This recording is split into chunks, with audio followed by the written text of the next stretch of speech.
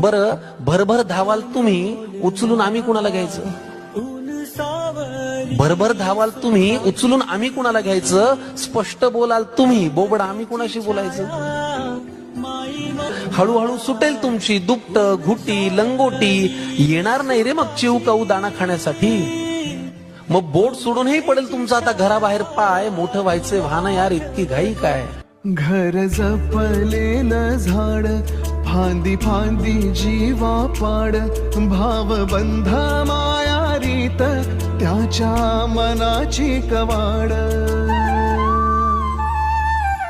लेक माहेराचं सोनं